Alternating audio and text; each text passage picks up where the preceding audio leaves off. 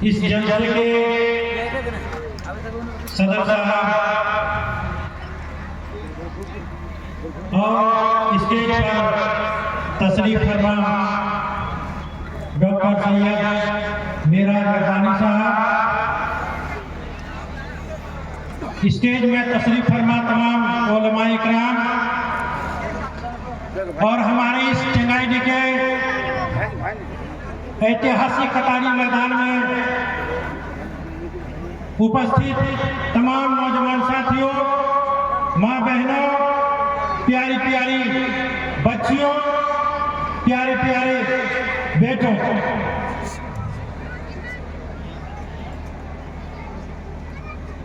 आप तमाम लोग लगभग 2-2.5 घंटे से तकरीर सुन रहे हैं और हम अपने आखिरत को कैसे सुधारें, बेहतरीन ढंग से हम आखिरत को कैसे सुधारें, इस पर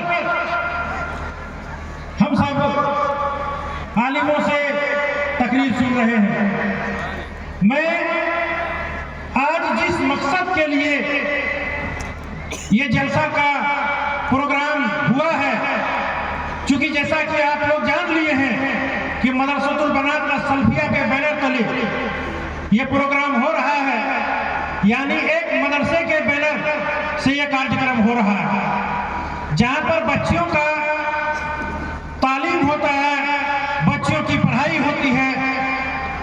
और आप सब एक चीज अच्छी तरह से जान लें कि अगर एक बेटा पढ़ता है, एक बच्चा पढ़ता है, तो वो सिर्फ एक बच्चा पढ़ता है, लेकिन अगर एक बेटी पढ़ती है, एक बच्ची पढ़ती है, तो आप समझ लें कि वो पूरा परिवार पढ़ता है, एक मुआशरा पढ़ता है, मुआशरे में तालीम आता है। मेरे भाइयों, हमारे समाज में आज तालीम की बेहद कमी है, हायर एजुकेशन की बहुत कमी है। इतनी बड़ी बस्ती है चेंगाडी, जहां बड़ी फख्र से कहते हैं कि 14 टोला है, 14 मस्जिदें हैं, लेकिन हायर एजुकेशन में हमारा नौजवान कितना पिछड़ा हुआ है आप देख लें। अगर आप वकीलों की बात करें तो मात्र हमारे गांव में 2 वकील हैं, बीए या बीकॉम एलएलबी हैं, लेकिन एक भी एलएलएम नहीं है, कानूनी डिग्री में पीएचडी नहीं है। क्यों पीएचडी नहीं है कानूनी डिग्री में? अगर डॉक्टर की बात करें तो छोटे छोटे डॉक्टर हम भी उसी में आते हैं। गांव में 13-14 हैं, लेकिन न एक एमबीबीएस है, न कोई एमडी है, न कोई एमएस है, न कोई एफआरसीएस है। क्यों नहीं है? क्या कमी है हमारे अंदर में? कहां कमी आज तक हमारे अंदर में रह गई है? अगर आप टीचर की बात करें तो 3 या 4 टीचर रहेंगे, जबकि होना यह चाहिए था कि कम से कम 100-150 टीचर होना चाहिए था इस गांव में।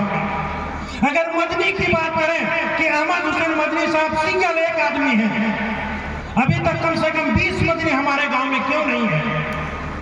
ध्यान दें, सोचें, गौर फिक्र करें, आखिर कहां कमी हमारे अंदर में रह जा रही है? अगर आप पीएचडी होल्डर की बात करें तो गांव में एक भी नहीं है। एजुकेशन में पीएचडी की बात करें तो एक भी नहीं है। तो इन तमाम चीजों पर गौर और फिक्र करें। ये अचानक से हम सब तरक्की में नहीं आ जाएंगे, एक लंबी प्लानिंग करनी होगी हम तमाम लोगों को। मैंने पहले अपने नौजवान साथियों से एक बार कहा था कि अगर कोई लड़का बहुत तेज अपने फन में होता है, पढ़ाई में कोई बहुत तेज होता है, लेकिन अगर उसके घर के माली हालात ये इजाजत नहीं देता है, उसके माँ बाप उसको नहीं पढ़ा पाते हैं, तो आए हम सब बैठ करके सर जोड़ें, सोचें उस बच्चे को पढ़ाने के लिए हम लोगों को कौन सा रास्ता अख्तियार करना पड़ेगा।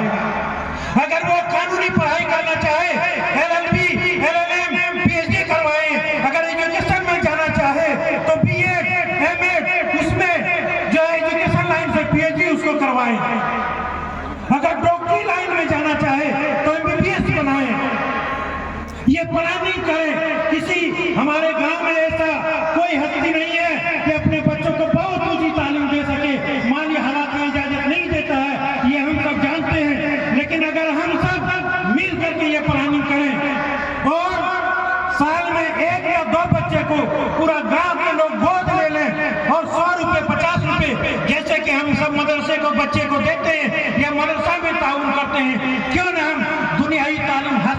के लिए भी एक प्लानिंग बनाए और 100 रुपए, 200 रुपए, 500 रुपए जमा करके कई लाख रुपए दे करके उस बच्चे को किसी ऊंची मकाम पर पहुंचाए। एक भी बच्चा हमारा जेएनयू में नहीं है, हमारा बच्चा जामिया मिर्जा में नहीं है, डीयू में नहीं है, बीएचयू में नहीं है।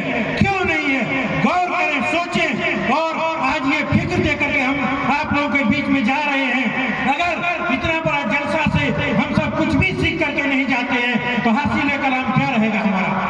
हम आए, जलसा सुने, रात में जाकर के सो गए, सुबह तक तमाम बातें भूल गए। इसलिए ये जलसा इतनी बड़ी तकरीब नहीं बुलाया गया है, बल्कि हम सब कुछ सीख करके जाएं, कुछ लेकर के इस महफिल से जाएं। इसलिए हम सब यहाँ जमा हुए। अपनी बातों को समाप्त करता हूँ। अस्सलाम वालेकुम व रहमतुल्लाहि व बरकातहू।